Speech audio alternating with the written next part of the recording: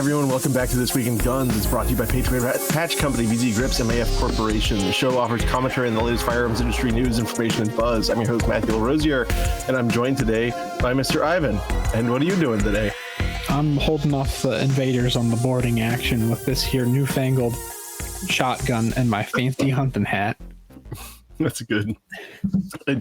I do like how you found that hat. How did you find that hat? I Googled funny hunting hats, and then it turns out they make Stetsons that are blaze orange, so you can wear them when you hunt. And I was like, oh my God, I cannot believe anybody actually lets that go on their head. And so now I'm wearing it. Oh, that's funny. Well, anyway, let's get straight into it. There's a story that everyone's been talking about, and it's, in fact, our friend Stephen Gutowski over at The Reload asked me to come on and do a feature on it, so you can check that out. We talked about it for like an hour, but of course, no, it is the Kansas judge who was the first judge to throw out a machine gun charge under Bruen. Now, there's a lot of asterisks here, right? Because it's not the first judge to throw out machine gun charges. They're thrown out for procedural grounds all the time.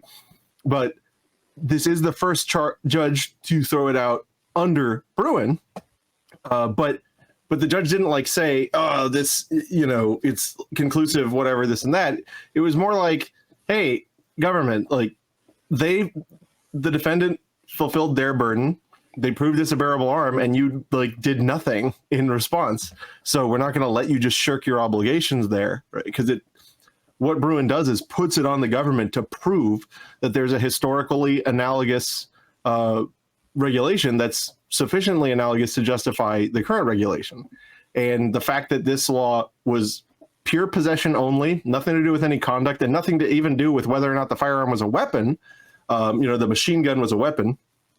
And that might make you scratch your head, but the machine gun definition is actually the only one in the NFA that does not require the item to even be a weapon. Yep. So the judge rightly pointed all this stuff out and was like, no, I'm not going to let you sleep on your laurels. You're out. Of course, naturally, the government is appealing, but I do think it's a good sign. I don't know what it ultimately means, right? Because this is district court in Kansas. It doesn't have incredible precedential impact. If anything, though, it's just a nice thing to show that some judges are actually taking their job seriously. What do you think?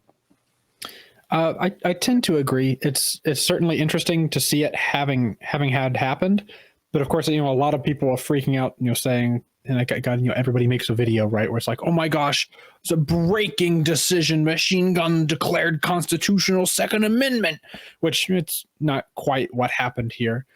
Very interestingly, the thing that made me realize that the individual was having this happen to him was actually in the right. I know nothing about him other than the fact that one of the machine guns he possessed was a Glock switch, and it wasn't just on any regular. Like sometimes you see him on the 40 cal Glock, most of the time you see him on 9mm Glocks. Yeah, this dude had a subcompact, right? The very small slide, very small grip, 357 SIG Glock that they had. Glock 33. The fucking recoil simulator. Yeah, no. So, and with, in the stock capacity, which I'm sure he wasn't using a stock mag, right? But the stock capacity, 9 rounds. You have your switch on that with a good time, not a long time. So I thought that was funny. And then the AR was an Anderson lower, but a 300 blackout, which is just kind of interesting. And if anything, it tells you that my man was not concerned about ammunition costs when he was not. Yeah. But yeah, no. So it should be. This is how judges should handle this type of behavior, especially where the government just does not even bother to lift the finger to, defend itself, really. And in typical fashion, Everytown is super deluxe mad. So yeah, press release, and what the hell are press releases anyway in the modern era? But in extreme and reckless decision, District Court for the District of Kansas dismisses machine gun possession charges. Everytown law responds. Sir, this is a Wendy's. Do you want to know why they were upset though? Why? I've read this one. The reason they're upset is because the court said that machine guns are bearable arms. Oh, right. Yeah. Because that's the thrust of it is, because really, if Bruen is to be applied honestly, most of the way that the lower courts are acting like, oh, we don't know how to do Bruen. Oh, we have to figure it out. They're turning the threshold question in Bruen. It's really it's one step, but a threshold before then. They want to turn the threshold into not, they want to make the threshold the step and then the actual step into a threshold.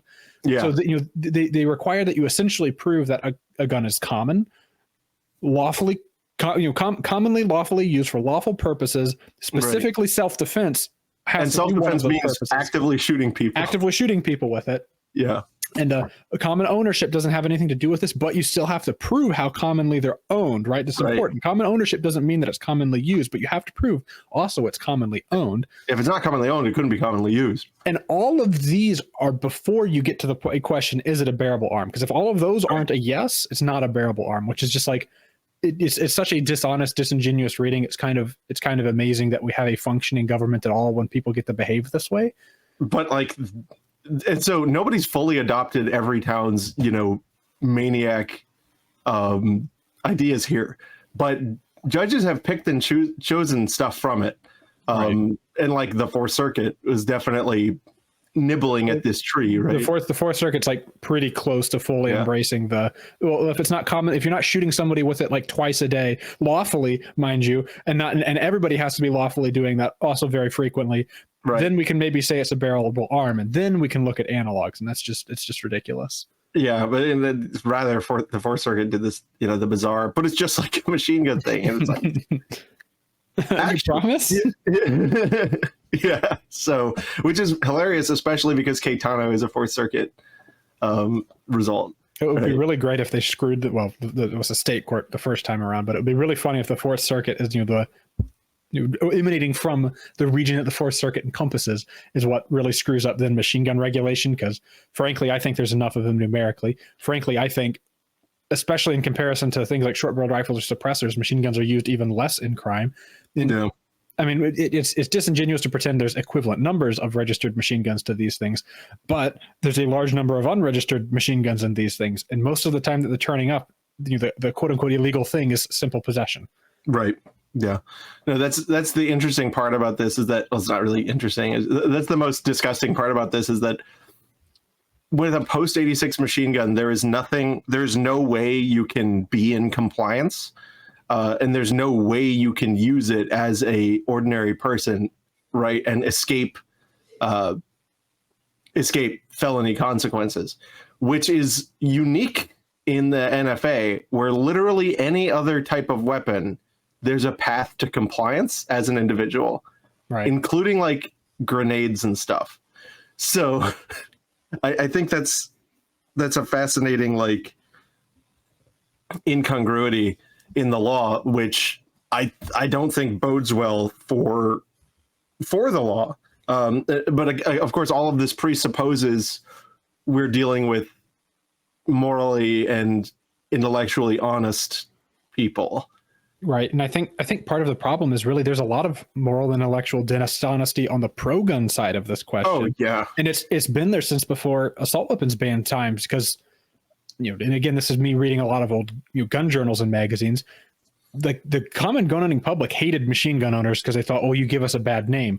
And so they were all too excited to say, these weirdos ban their shit, don't ban ours. Machine gun people got thrown right under the bus, which in retrospect was a massive tactical error, because frankly, the disposing of machine guns because they're more like military weapons really hurts you when it turns out that Americans have been owning military weapons the whole time. It's a bunch of people who own M1 Garands and carbines that they bought cheap, being ban those machine guns. Those are like military guns. While they're owning their 1-for-1 real life surplus, still U.S. government property marked firearms. Okay, buddy, sure. Yeah, it is really interesting. And you had found that NSSF article from the 60s, right? Yeah, it was. And I think we talked about that last time, but it's messed up. And we have to deal with and inherit this idiot logic. And I mean, it's permeated so far that, a bunch of the time we spend on Twitter is just on pointing out to people that the M16 is an AR-15. The Everytown was designed as a machine gun, and that's okay. It's an embraceable thing. It's a fact, and you should embrace facts, or at the very least be aware of them. But it's and I hope this doesn't sound doomer to some people, because I know some people are like, well, you'll never convince these people. I don't think that's necessarily true, because if you look at, pick two or three things, right? Concealed carry of handguns, 1980, 1990, wildly unpopular. Today, it's so popular that most states, at least red states anyway, we're making it like a priority item to get quote unquote constitutional carry passed. And most of them passed a very unclean version of quote unquote constitutional carry. Right. But the fact remains, like, it was a policy item. And like in red states, right, it's a bigger policy, a bigger objective for them than passing abortion stuff. That's huge. And that doesn't happen without this sort of momentum in the zeitgeist.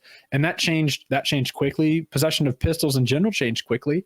And another story we have coming up, when it comes to quote unquote assault weapons, that inertia is kind of changing away from the anti-gunner side, where, I mean, the assault weapons ban in the 90s was very popular, even amongst Republicans.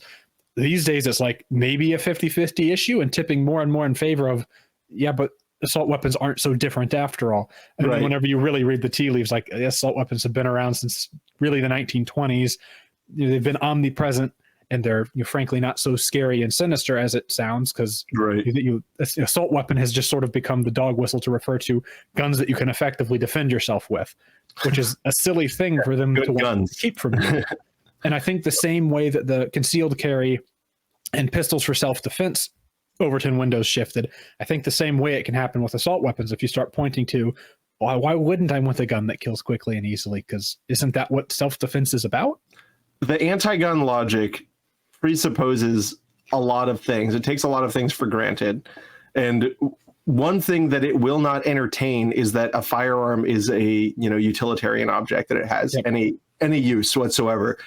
Like, their arguments only make sense if you view it from the lens of, this is a societal harm to be restricted, and will tolerate the most limited levels of it, not because of any objective utility it has, but because we know we can't take it all. It's the strangest way to make. I mean, they treat it like cholera. Yeah, it's like, we know we can never get rid of all of it, but we think we can get rid of most of it, and that's what matters. We'll fight until it's all gone, and it's like, it's not really how that analogy should shake out. But in their minds, especially if you sit down with some, the more unreasonable anti-gunners, right? The most unreasonable ones you'll talk to, and they'll just be unwavering on this. We're like, they actually believe there's no utilitarian benefit, there's no societal benefit to guns whatsoever, and then it's actually just like cholera. It's actually only bad. Yeah, but the only, like, the minor detail is, when you guys have probably heard me say this 100 times, but it's not very often, even back before we were doing public health at all, that there were people saying, yeah, but I grew up with cholera and I turned out fine. I want my kids to have cholera too.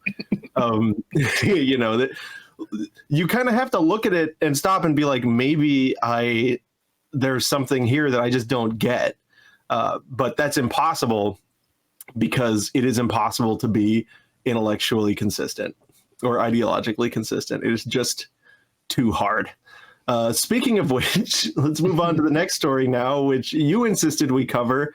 And this is just great. Harris caps off DNC with call for AR-15 ban and other gun restrictions. This is by, from the Reload again. I didn't watch this. I watched no live coverage, but did watch sort of the recaps of, and much to Stephen Gutowski's credit, he did cover the DNC's gun angles very, very well. I thought very good, as usual, good and consistent coverage of them. From essentially all of your new favorite talking head, anti-gun Democrats, there's this usual, the big three things at this point are universal background checks, magazine bans, and assault weapons, quote unquote assault weapons bans. Right. And those are the three things that they're really harping on and pushing for.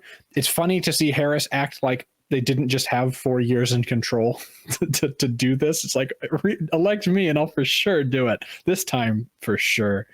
And certainly she's been vocal about trying to do executive order confiscation. She said multiple times in the past, which now her campaign has walked back, but that's always one of those relatively fishy things. And I sort of just find it funny that as Gutowski points out in this article, even he points to, there's a lot of polls showing that public favor these days is more in favor, especially amongst young people, which is the weirdest one, is that young people are tending to favor getting rid of assault weapons bans more so than embracing them. Yeah. And I found that somewhat fascinating. And I'm sure you could point to, popular media or people being online and perhaps being more susceptible to logical arguments than the people online who say, don't believe everything you read online, and then punch their credit card numbers in the comments, because they believe something they read online. I think the more older generation tends to believe more ridiculous things about these, whereas people who have grown up online have a little bit better nose for when things are complete bullshit, right, and understand these issues a little bit better. And perhaps having grown up in a world where these firearms were omnipresent, where if you were in the 90s, growing up prior to the federal assault weapons ban, quote unquote assault weapons weren't very popular. Since the assault weapons ban, they've become ubiquitous. Right. And I think, generally speaking, rates of gun ownership have been statistically on a decline, but I think it's still popular enough that people see. Statistically, yes. Like the number of gun owning households like year over year has been on the decline, but it's not a very substantial decline. Just that has to be a blip though, because I mean, there's that data was also pre-coronavirus, which the coronavirus just broke everything. Right. Non-gun owning households stopped existing in most of the country. So, I could see that pre-COVID, but after COVID, I don't know. There has to be like an absurd explosion. Yeah, COVID certainly would have thrown off whatever trend had existed, but I think. But we did see the odds flip on the betting odds have flipped. Of course we're edging here, right? But previously it was Harris in the lead by over 8%, and now it's Trump in the lead by like 50 or 60 basis points. I don't know if you watched much of her interview with CNN, but it was bad. You think that was the main issue? I really do, because she's always historically been grossly incapable of answering questions that aren't like softballed. But the CNN anchor was giving her multiple choice questions, and she couldn't pick one. It was like, here's option A, it's the thing your party likes. Here's option B, it's the thing your party doesn't like. Here's C, something the moderates like. She's like, the thing about choices and questions is that it gives you an option to choose from and multiply. Like in her usual, it's not an answer, dog. She did that for many of the questions where she was just completely not answering. Like she was asked about what should we do about climate change. She was like, we should monitor climate change, which means that we should take data and studies and analysis of climate change. It was like, that's not a real answer. And essentially like poor quality politicking. Frankly, it's sort of a scary thing to see, because Biden may have been incompetent for reasons of his own health reasons. Mm-hmm. But at one point in time, hate him or not, the guy is like thoroughbred politic lizard, right? At one point in time, he could filibuster like nobody's business. Kamala's really, really not good at that. She doesn't have that, like that Obama acumen we talk about, where he can talk for like 30 minutes and have said nothing. He will but you feel like he makes you feel comfortable while he's doing it. He'll have stun-locked you with 30 minutes of platitudes, and at the end of it, if you're asked to summarize, like what actual firm things did he say? Nothing. You just kind of go, Kamala just doesn't have that magic. Yeah, no, it's rough. It's really brutal. I think, I don't know. I'm of the opinion that guns are a losing issue for the Democrats now, just because I think that people who were firmly anti-gun have on the whole cooled. Yes. I don't think it's that pro-gun people have taken over, because I generally still think that the main reason the pro-gun mindset hasn't completely taken over is because we as gun people are awful and unbearable. But I do think that COVID specifically just like absolutely extinguished the idea that you would never want a weapon in your home, right? I don't think there's anyone, no matter how wildly anti-gun, that didn't at least think about it during all that. right. And sure, there's probably plenty of people that said, I would still never want such a thing in my home, this or that. I'm sure you, dear viewer, know somebody who said like that. But I don't, you remember the headlines. You remember when people were like stocking up on toilet paper and things. And people were like, there was violence out in the streets. Yes. Like it was just happening. There's nobody who didn't go, I won't want that. Yeah, no, that was outrageous. But as far as the younger demographics go, I don't think it has anything to do with them questioning, being more questioning. In fact, I think the Zoomer generation is hilariously idiotic and easy to lead by the nose. However, I think that millennials just fucked it, by being too progressive, because our generation, millennials just like went completely overboard. There was a slow ramp up of progressivism from the 70s up to the 90s, right? Where it started to get like kind of annoying in the 90s.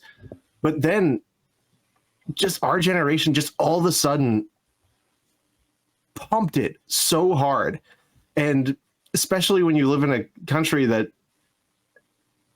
the majority of people are the type of people you're vilifying, I'm talking in terms of like race and gender and other things. I don't think they're going to want to buy your ideology wholesale, especially when your ideology, like the progressive ideology, has to come as a bundle. It preaches intersectionality as like a necessary facet. And so I think when people feel like they're these young people, Zoomers, see that they are the target of hate in the progressive ideology. So what are they going to do? They're going to run screaming in the other direction. And they did so hard that we're seeing I've talked about this before, but we're seeing kids like convert to Catholicism. And, I'm not saying that as an indictment of whatever, I'm a Christian, but converting, like choosing to convert to a specific form of Christian orthodoxy is like not something that happens in a progressive society, right?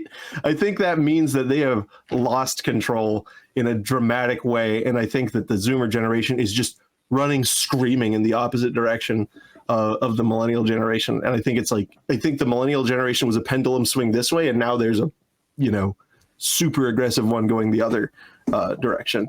And we're seeing that more people under the age of 18 are identifying as conservative generally. Like for the first time, the numbers are higher than they were since like the Second World War. So I don't know. But you've observed that, right? A little bit of that. And of course, I think the best touch point for this that I've noticed is that, memes that make use of let's call them like light slurs, where it's like, yeah, you're not supposed to call people the R word or whatever. Like for a while there, that was like, you really weren't supposed to do it. Now there's sort of an explosion of like even YouTubers and commentators who are like usually like avoided like a plague, getting canceled because you said it, where it's like showing up again.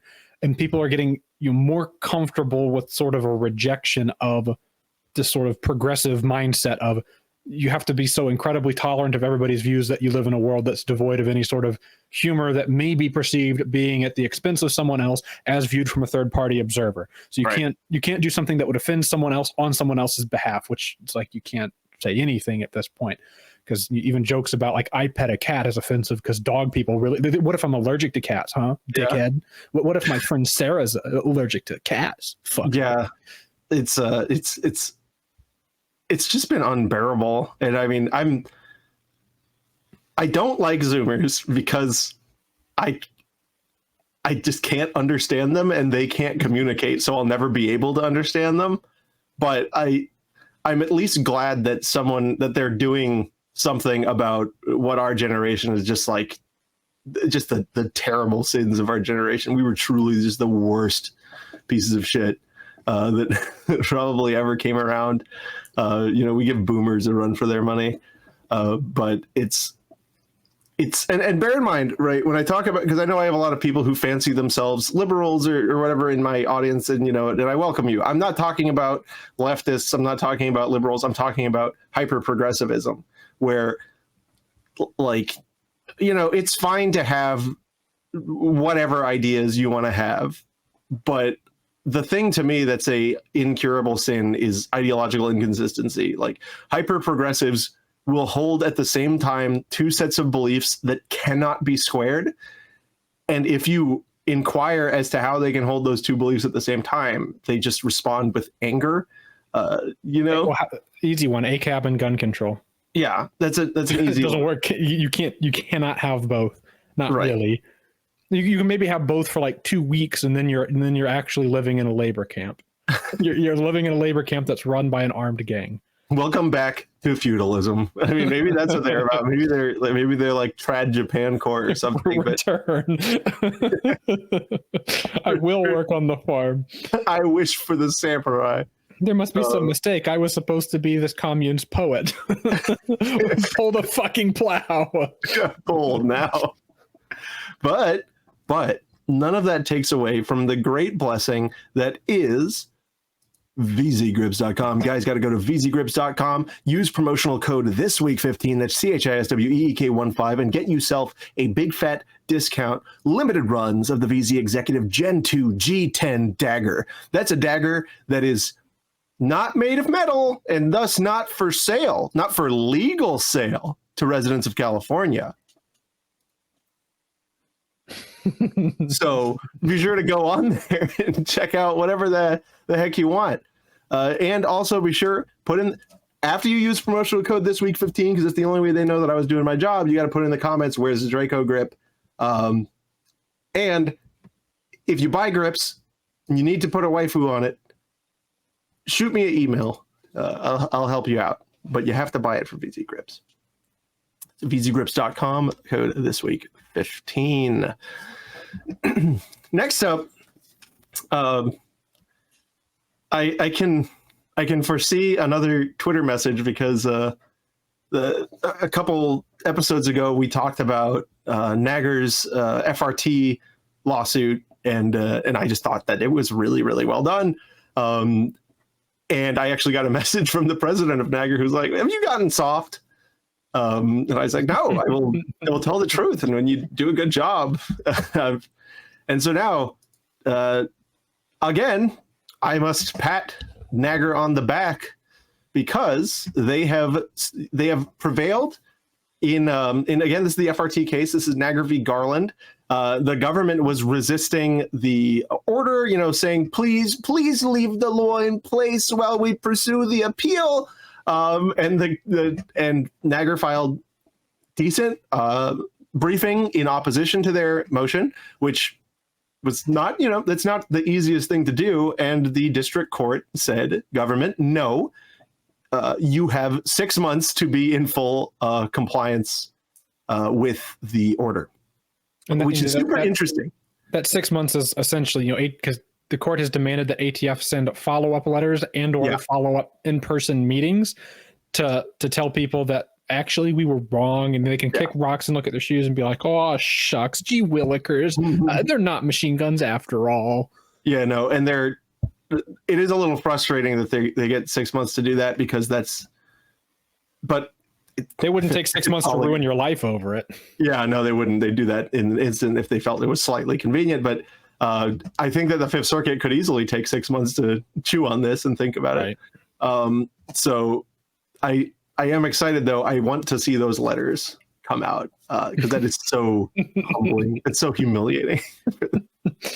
Although that would be, either way, that'll be in a new administration by the time that's due.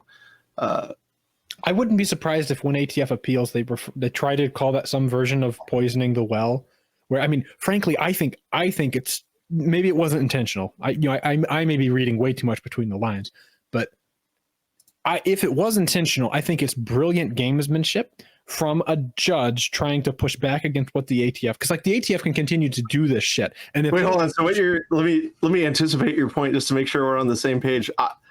That doing this just completely ruins the like credibility that these like little letters and notices have to people. Yes, like it fucks the status quo so hard. Because okay, let's say the Fifth Circuit goes and reviews it, and they're like, no, actually, we think these things are probably maybe statutorily machine guns. Then it gets appealed, and the Supreme Court's like, nah, we're not looking at that. The fact that there's going to be letters out there that say this isn't a machine gun, it's over, right? Because now you've got a very credible way to be like, I literally never saw anything to the contrary. Because at this point, you know what it's going to take from the ATF? It's going to take them doing a rulemaking thing in order for this like be good law, as it were. Even if the Fifth Circuit reverses, the only way that the ATF is going to make people intimately aware, and this is frankly something they should have had to do from the get-go, was go through the rulemaking process. They went through the rulemaking process with bump stocks, and it really only described exactly how bump stocks were working, this change that they made. And then they were trying to say that FRTs fit under that. Well, the problem is the language of, the language that was used to ban bump stocks is still there. They just said that bump stocks no longer meet that definition, which is just a hilarious way for our government to work. There's now just like meaningless language out there. It's like analogous functions. What does that mean? Well, it means function. They say it's funny. They didn't ever they never rescinded the rule, did they? Right, because the rule wasn't challenged on APA grounds. It was challenged on it was challenged on APA grounds, and those cases lost. Right, which was interesting. I think part of that was because now and specifically out of the Fifth Circuit, really, if we're to point fingers, we have sort of the framework to reverse a rulemaking that's an obvious violation of ATF's rulemaking authority. But then you really didn't have that. And I mean, if you go back and read those challenges, like some of the ways they were challenging the APA aspect of it is just like the time period wasn't long enough. Like no court's going like, they didn't give us 120 days. They gave us. Yeah, no, there's some really stupid. Like, yeah, that's a great challenge. The court, the court's going to look at that and go, reversed 30 days that they took away from you. Unacceptable. That's not going to happen. Do it again. see you in 6 months, boys. Yeah. But so yeah, good job, boys. Next up, another good result. We have California Rifle and Pistol Association have secured a partial injunction in California concealed carry laws, specifically in their case against the Los Angeles Sheriff's Department. Basically, the big result here is the court was like, you guys got to do something about the not taking permits from out-of-state residents. Like, your rights do not end at our state border, you weirdos. And it's insofar as the wait time, the court really didn't do much except say specifically to a couple of plaintiffs, that's way too long. 18 months is way too long. So whatever the like actual okay amount of wait time, we don't know, but 18 months is beyond what is constitutionally permissible according to this court. I think that sort of stuff is a defect of the fact that most judges are old, because in the internet age, right, it's unacceptable that it takes longer than 5 hours. Like it shouldn't even take 8, right? It should be done within a workday, because this is all something that should be done by a computer, and it would be so much cheaper and less of a burden if there wasn't a bunch of paperwork attached to this that gets printed out physically and carried around by a guy in an office. If it was just done electronically, right? And in fact, there was stories, and I think we may have even covered them way back when. The Illinois FOID card was like originally. These days, most of it's electronic and it's faster and less error ridden now. But for a long time, it was all done by paper.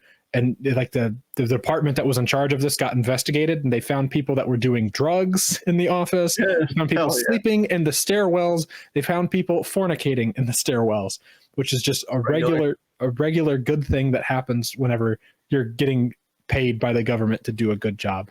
And so, the computers probably won't fornicate in the stairwells, but I'm not sure about the drug usage computers may engage in. Though I imagine it's at least substantially reduced from the average it's at least different in character. Right. But there were some shortcomings in this one, right? So the judge did not, he declined to rule on whether or not California has to honor the carry permits issued by other states. denied any relief on the fact that the fees are so maniacally high, basically saying that the plaintiffs hadn't made it sufficiently clear that that issue is within the Second Amendment. And it's like, okay, all right, whatever. And they denied relief on the requirement of a psychological exam, saying that similarly didn't he wasn't saying that it didn't violate the Second Amendment. He was saying you didn't argue it clear enough, which is a judge's way of kicking a can really hard. Right. It kicks the can so hard it discourages you from bringing the can back. Right. Whenever they make me uber judge of the entire universe, the way that I'm going to solve this entire problem is make it so that they're given a reasonable amount of time that's going to be prescribed by the courts, because the politicians will never hold themselves to any sort of standards. Like for something like getting a concealed carry license or a driver's license or any of that stuff, shouldn't take any longer than 5 hours. Mm-hmm. If it takes longer than 5 hours, they just presumptively have it until you tell them they don't. It's funny. Yeah, no, there's what does this depend on? It doesn't that a NICS check doesn't check. It isn't done instantly. Nothing, and that's the thing. They have to make it take a long time, and they have to make it cost as much money as possible, or else people might exercise their rights. That's true. Maybe their motivations, maybe the motivation in their heart, the hate in their hearts is different than when this was all Jim Crow laws, but the justification is still the same exact thing. We have to make it. Well, it's the same hate, just with a different target. Right. All right. It's now not just the black gun owners; it's all the gun owners. Okay, we're not racist. Black gun owners and all the other ones. No, we're not racist. We just hate your rights. Well, they do still enforce gun laws primarily against black people. That is a statistics that they always get upset when you bring up. It's like, if it's not racist, how come you're only arresting black people for having? Another one of your progressive dialectic failures where, oh yeah, we have to stick up for minorities, but gun control. Yeah, no. Guns kill minorities.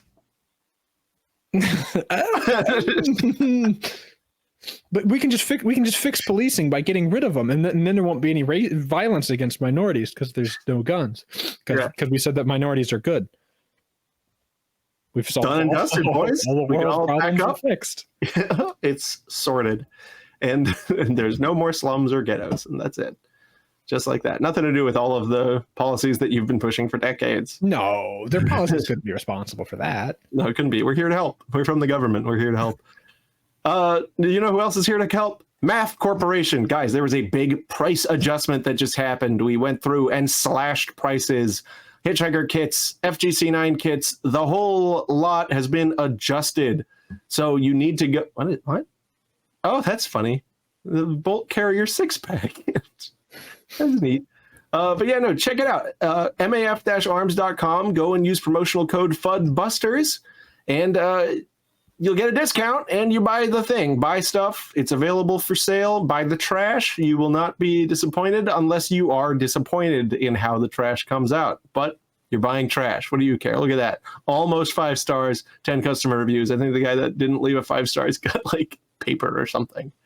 But usually it's not that. Usually it's something better. But yeah, guys, MAF-arms.com, promotional code FUDBusters. Give it a go. Attention cloners. Attention cloners. The FBI has released photos of the Trump-shooter rifle. This is very cloning. Yeah, he had a mixture of ideologies, blah, blah, blah. Here's the gun.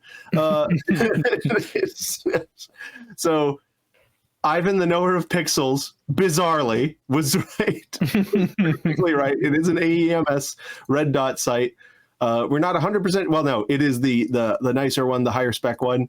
We have figured out exactly which fold up, Amazon backup sites these are, and ordered them. If you guys know what they are, put it down in the comments and fight with each other.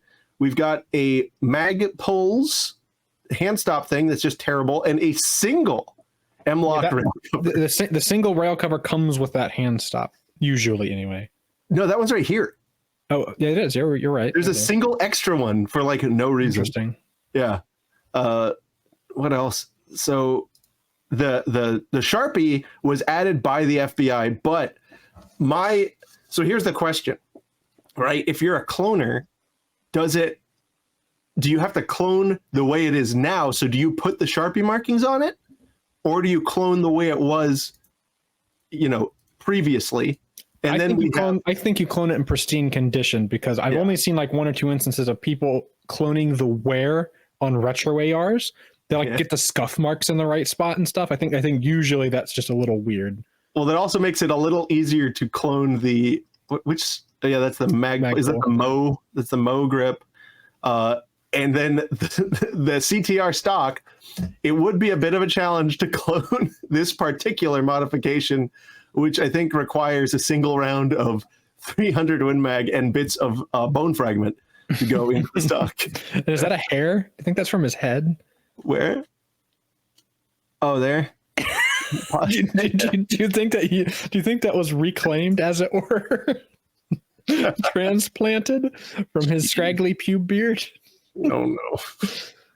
But yeah, so that's the loadout, boys. And honestly, now that we've confirmed it is a red dot, it makes the shot a little more impressive. Right? For a little baby idiot child. I mean, 130 yards against a moving, a person whose head moves the way that Trump's do. Yeah. It's understandable, at least with a red dot completely unmagnified. Yeah, that's a lot. But yeah. So aside from us being really weird and really wanting to know what the specific configuration of the gun was, they looked into him, and apparently they couldn't actually pin down what his ideology was. So the interesting thing is that they looked and they were like, oh yeah, he was looking into where Trump rallies would be like months before, and he fixated on this one when he found out. The minor detail is that he was also looking into Biden rallies, which weren't happening. So I think he was just looking for a target of opportunity, and just Trump was doing rallies, and so that was that, which is, I think that makes this one of the most bizarre attempts in history. The guy I don't think he cared which candidate it was. Right. Like you sort of, you contrast this with the assassination of Franz Ferdinand or whatever. Right. They wanted him dead for political reasons. They hated him. Yeah. And then you look at this and it's just I guess a bored, mentally not so great guy is here's how I'll go out in a blaze of glory. Yeah. Who's going to be president next? Oh, okay. I think I could make that work. Turns out he couldn't, but he couldn't. And then also he had a bunch of searches on Detcord and how do remote detonator work, which is very funny. And how come every failed one of these always has garbage, non-functional devices in their vehicle? What's the deal with that?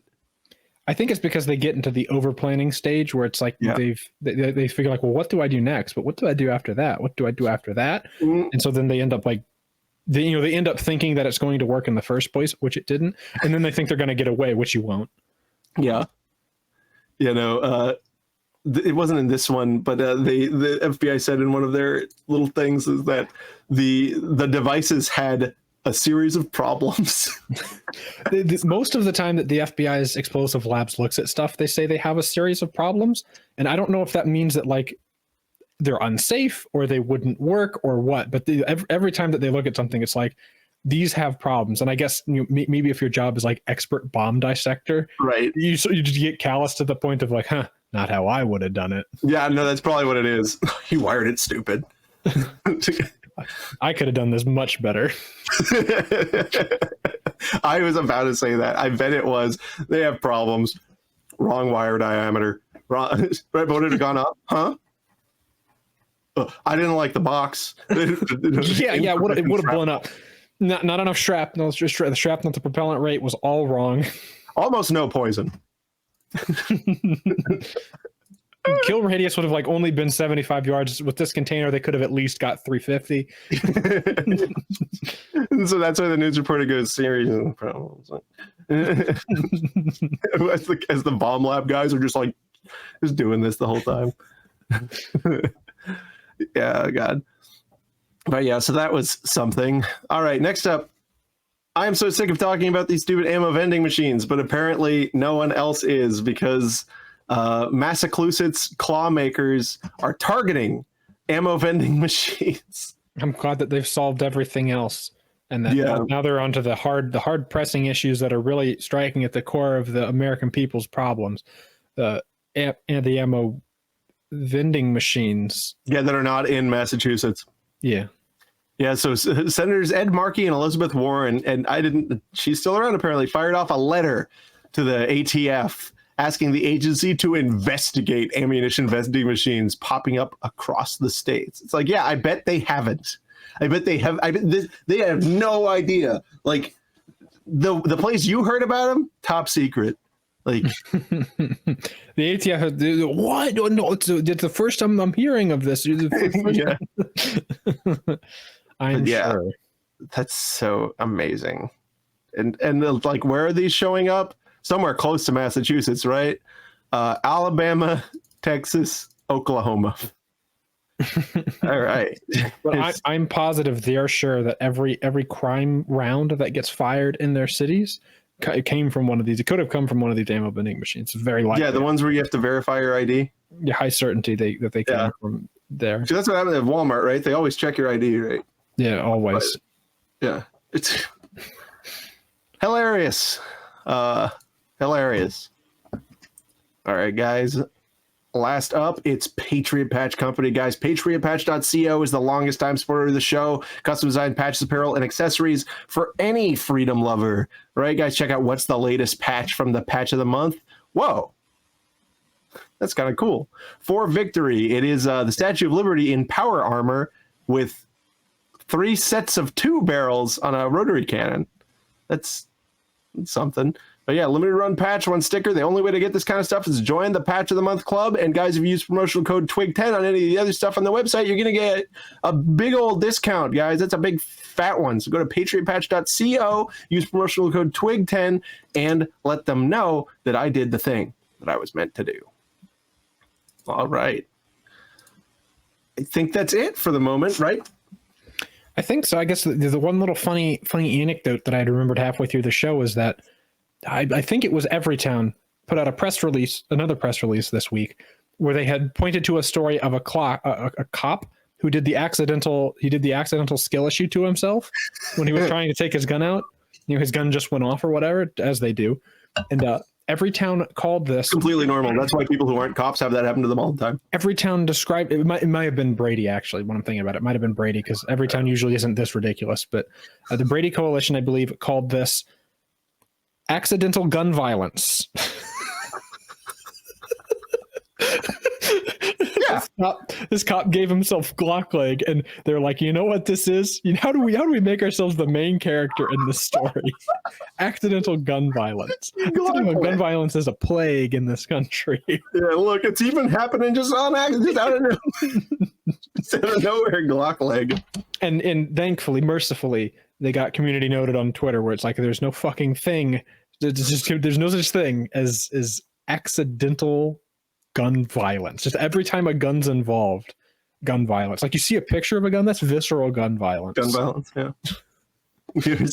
Emotional gun violence. And before, they probably workshopped that. They probably got PowerPoint presentations on emotional gun violence. Actually, I withdraw my statement, because they probably got a trademark on that already. Excellent. Well, guys, that's it for today. We will see you guys real soon. Sorry, we've both been super busy. That's why this episode's a little tardy, but whatever. So are we. Yeah, we're a little tardy. But guys, thank you so much for all of your support. It's you guys who donate to each of our Patreons that really make us able to do this type of stuff, the type of work we're doing. And we've got some really exciting stuff coming up. Don't forget to subscribe to FUD Blasters. And as always, guys, we will see you next time.